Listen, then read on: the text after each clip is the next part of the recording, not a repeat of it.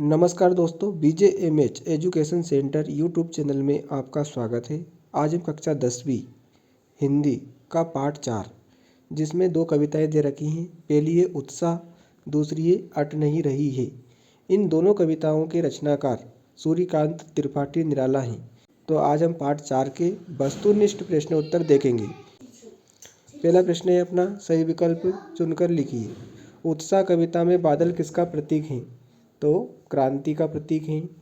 कवि ने बादलों को किसकी कल्पना के समान पाले हुए माना है?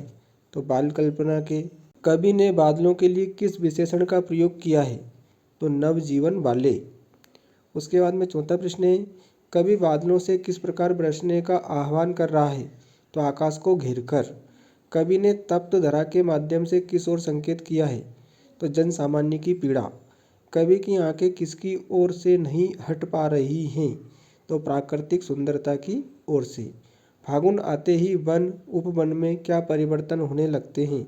तो पेड़ों पर रंग बिरंगे फूल खिलने लगते हैं। अट नहीं रही है कविता में चारों तरफ किसकी सुंदरता फैली हुई है? तो फागुन की। निराला बादल से कहते हैं गरजने के लिए। निराला तप्त धरा को क्या करने को कहते हैं? तो शीतल। क्या अट नहीं रही है? आभा फागुन की। सूर्यकांत त्रिपाठी निराला का जन्म किस प्रदेश में हुआ था? तो पश्चिमी बंगाल। कवि निराला का उत्साह गीत संबोधित है बादलों को। कवि निराला का जन्म हुआ था सन 1899 में। कवि निराला बादलों से बरसने का आह्वान कर रहा है, आकाश को घेरकर बरसने का। कवि निराला ने तप्त धरा के माध्यम से संकेत किया है जन सामान्य की पीड़ा को। प्रश्न क्रमांक 2 रिक्त स्थान से संबंधित है अपना पाठ 4 में। कवि बादलों से बरसने का आग्रह कर रहा है, तो बरसने। कवि ने बादलों को केसों के समान सुंदर बताया है, तो रिक्त स्थान में जाएगा केसों। यहाँ पर रिक्त स्थान भरे हुए हैं पहले से ही।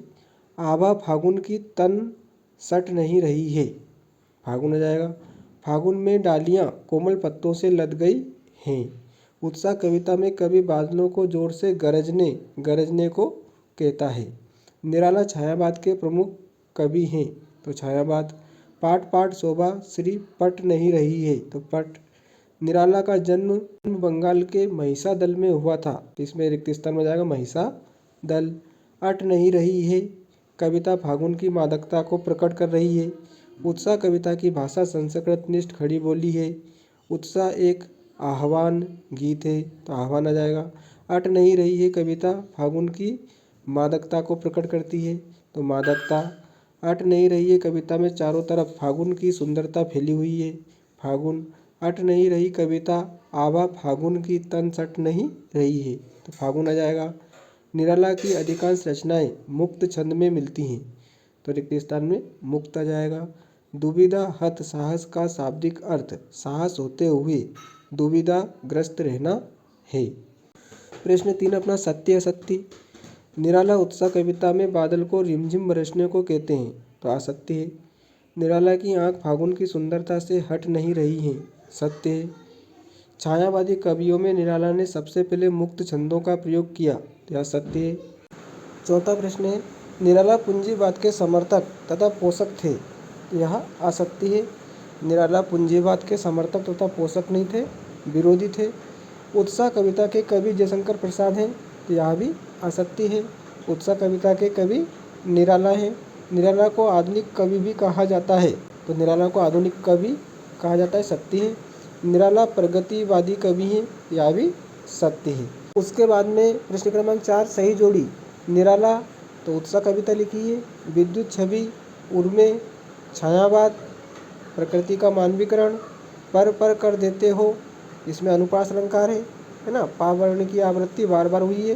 फागुन, तो फागुन में बसंत ऋतु रहती है।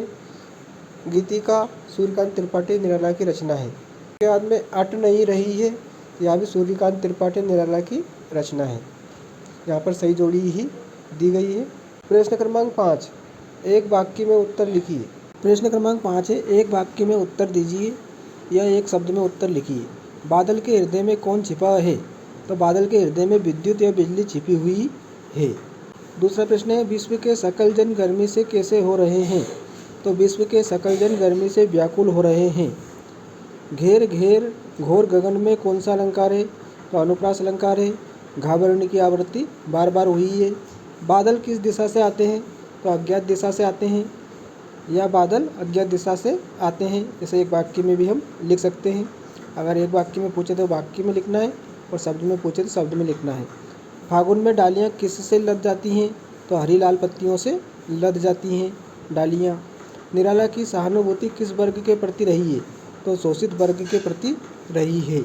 कवि निराला की आँख फागुन की सुंदरता से क्यों नहीं हट रही हैं? तो फागुन की अत्यधिक शोभाश्री के कारण कवि निराला की आँख फागुन की सुंदरता से नहीं हट रही हैं। कविता का शीर्षक उत्साह क्यों रखा गया है?